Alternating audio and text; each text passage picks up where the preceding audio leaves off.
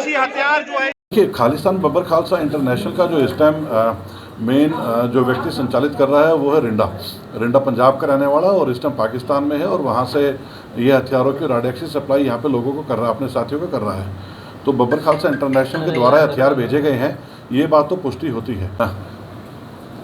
Special task force Haryana की Ambala division के Ambala unit के इंचार्जेस डीएसपी श्री अमन कुमार और इंस्पेक्टर श्री दीपेंद्र, इनके नेतृत्व में एक बहुत ही कुख्यात अपराधी जिसका नाम मुकेश है, ये जांबा गांव करनाल का रहने वाला है, इसको अरेस्ट करने में सफलता प्राप्त की है। इसके बारे में सूचना हमें पंजाब पुलिस से पिछले महीने प्राप्त हुई थी कि ये पाकिस्तान से जो बॉर्डर के ऊपर ड्रोन के द्वारा हथियार सप्लाई किए जाते हैं, उस तरह के मामलों में संलिप्त हो सकता है। तो तब से ये हमारे रडार पे था, और उसी कड़ी में काम करते हुए कल श्री अमन के नेतृत्व में इंस्पेक्टर दीपेंद्र के साथ उनकी टीम ने इसको गिरफ्तार करने में सफलता प्राप्त की है। इसके कब्जे से कल 4 विदेशी पिस्टल बरामद हुए हैं। .30 बोर के ये पिस्टल्स हैं, और 10 कारतूस इसके साथ मिले हैं। सभी के सभी जो पिस्टल्स हैं, मैगजीन इनके साथ है, और सेमी ऑटोमेटिक ही वेपन है। इससे 2 बातें स्पष्ट होती हैं कि जो भी ये मुकेश जांबा के साथ काम करने वाले लोग हैं, मुख्यतः मुकेश जांबा अंकुश कमालपुर एक यहीं करनाल का एक क्रिमिनल है जो कि इस टाइम जेल में बंद है, उसके गैंग के साथ मिलकर काम करता है, और उसी गैंग की जो आगे रिलेशनशिप है वो लॉरेंस ग्रुप गैंग के साथ जुड़ती है। इससे पहले अंकुश ने और लॉरेंस ग्रुप के एक अहम साथी अंकित संपत नेहरा ने 2017-18 में यहाँ पे एक मर्डर की घटना को अंजाम दिया था। तो इवेंचुअली ये मैं बड़ी कन्विंसिंगली कह सकता हूँ कि ये जो आज अपराधी पकड़ा गया है, ये ना केवल लॉरेंस ग्रुप गैंग के साथ जुड़ा हुआ था, बल्कि जो बब्बर खालसा इंटरनेशनल, जिसको इस टाइम पाकिस्तान में बैठ के रिंडा नामक एक आतंकवादी संचालित कर रहा है, उसके जो आगे साथी हैं दमनजीत कहलो के बारे में बताऊंगा। ये इस टाइम यूएसए में है, दमनजीत कहलो, और उसका एक दूसरा साथी है जिसका नाम वीरेंद्र सांबी है। वीरेंद्र सांबी यही हरियाणा त्रावड़ी के पास का रहने वाला है।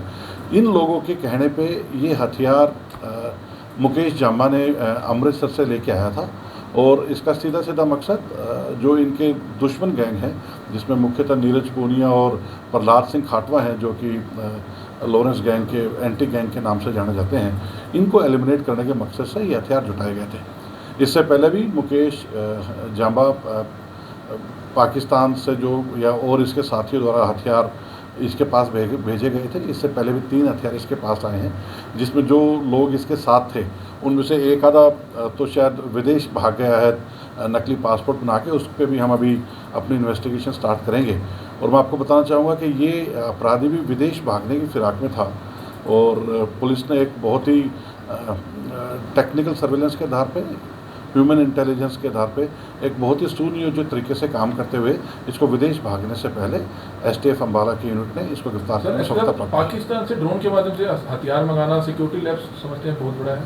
देखिए, तो इसमें कहीं भी कोई गुंजाइश की बात नहीं है कि ड्रोन से इस टाइम ना केवल हथियार बल्कि नारकोटिक्स का काफ़ी सामान दुश्मन देश के बैठे आतंकवादियों द्वारा हमारे देश में भेजा जा रहा है। और इससे पहले भी एसटीएफ ने करीब 3 घटनाओं में जो विदेश से ड्रोन के द्वारा हथियार या फिर आरडीएक्स भेजा गया था, एसटीएफ हरियाणा ने उसको पकड़ने में और अपराधियों को गिरफ्तार करने में सफलता प्राप्त की है। हम ना केवल सेंट्रल एजेंसीज के साथ मिलकर बल्कि पंजाब में अपने काउंटर पार्ट्स के साथ मिलकर इस तरह के सभी दोषियों के ऊपर लगातार अपनी धरपकड़ जारी किए बैठे हैं।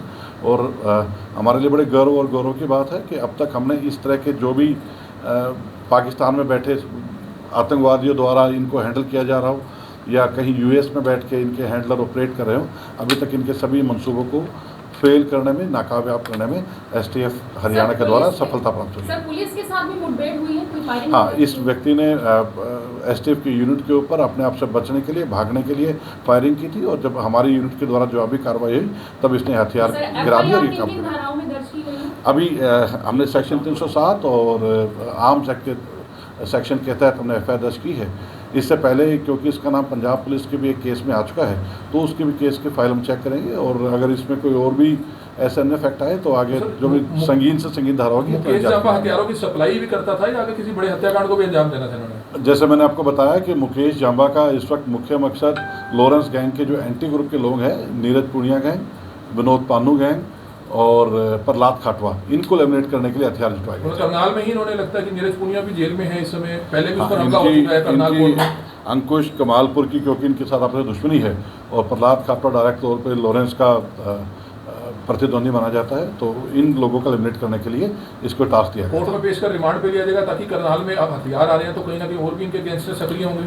बिल्कुल, इससे पूरी गहनता से पूछताछ होगी, माननीय न्यायालय के सम्मुख पेश करके इसको रिमांड पे लिया जाएगा और भी इसके जो साथी हैं जिनके नाम पुलिस के सामने आ चुके हैं, जो अपनी पूछताछ में खुलासा कर चुका है, उनको जल्द से जल्द अरेस्ट। जिस तरह से अब नीरज पुनिया को टारगेट इन्होंने करना था, पहले भी कोर्ट में हमला हो चुका है, तो अब नीरज पुनिया को जब भी कोर्ट में पेश किया जाएगा तो आप लिखेंगे कि वीसी के माध्यम से इसकी कोर्ट में पेशी हो। लोकल जो करनाल पुलिस है इसको इसके बारे में सूचना दे दी गई है, वो अपने लेवल के ऊपर जो भी इस तरह के प्रयास करेंगे। सर, क्या मुठभेड़ के दौरान ये अकेला था या इसके साथ और भी कोई साथी था? नहीं, फिलहाल ये अकेला था और उस मुठभेड़ में इसको काबू किया गया। मुकेश जाम्बा कब गिरफ्तार किया गया? आज सुबह गिरफ्तार। कितने लोग और शामिल है सर इसके?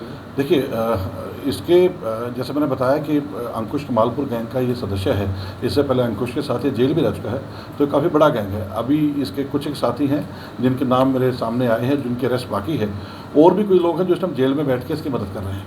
तो एक बड़ा वाइड नेटवर्क है और लॉरेंस जैसे गैंग के साथ जुड़ने में इनके पास इस तरह के हथियार रहना ये बहुत ही एक संगीन तरह की बात है। और हमारे ये भी कुछ कंसेप्ट इसमें क्लियर होते हैं कि लॉरेंस गैंग के संबंध अब बब्बर खालसा के साथ डायरेक्ट तौर पे जुड़ते हैं।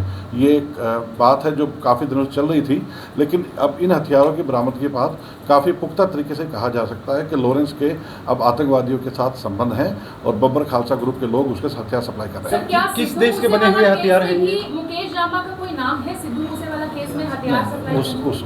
उस केस में भी कोई तथ्य सामने नहीं है। हथियार कहाँ से बरामद किए गए? हथियार मुकेश जाम्बा से बरामद किए गए हैं। सर, गैंगस्टर्स पर हरियाणा सरकार जो कार्रवाई कर रही है, आप भी एसटीएफ को देख रहे हैं, तो गैंगस्टर्स ने भी आज पता चला कि कोई इस तरह की एक थ्रेट दिया है हरियाणा सरकार को कि कुछ देखना पड़ेगा कि बम्बिया गैंग से एक थ्रेट आया। मैंने अभी तक उसको देखा नहीं है, लेकिन इतना जरूर है कि हरियाणा सरकार का बिल्कुल क्लियर कट मैंडेट है कि बदमाशों के ऊपर व नशा तस्करों के ऊपर किसी तरह की कोई भी माफ़ी नहीं दी जाएगी, उनको हरियाणा छोड़ना पड़ेगा। इससे पहले कितने मुकदमे दर्ज हैं इसके करीब 9 से ज़्यादा मुकदमे इसके हमारे यहाँ से पहले दर्ज हो चुके हैं। 2019 के बाद ये सारे मुकदमे दर्ज हुए हैं और उन्हीं में से कुछ मुकदमों में बेल पे बाहर भी आ गया है। अब ये सिर्फ 2 मुकदमों में से गिरफ्तारी बकाया थी, एक लूट के केस में और एक जो पंजाब पुलिस जो केस में आई थी, उन 2 में से गिरफ्तारी बकाया थी। बहुत पिन पॉइंट करके इस बात का समर्थन नहीं कर सकता, लेकिन इतना जरूर है कि अपराधी है और इसने अपराध करने के मंसूबे से ही हथियार मंगवाए थे। पाकिस्तान से हथियार आना एक बड़ी बात है और बब्बर खालसा ग्रुप के लोगों के साथ जुड़ा होना एक बहुत ही सीरियस बात है, जिस पर एसटीएफ और आगे एनालिसिस करके इस पर काम करेंगे। सर, खालिस्तान को लेकर कोई मुहिम में शामिल है ये लोग, जिस तरह का खुलासा हुआ?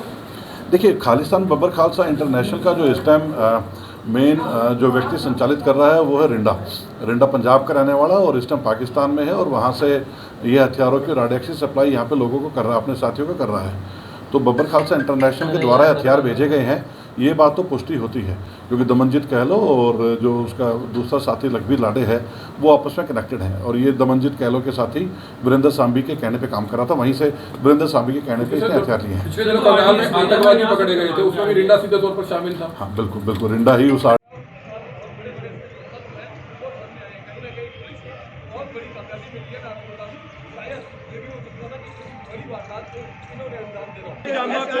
गिरफ्तार किया है। को एक बड़ी सफलता मिली है। करनाल में एक पंचायत से आवर्तन नहर के बाद मुठभेड़ होती है और मुठभेड़ के अंदर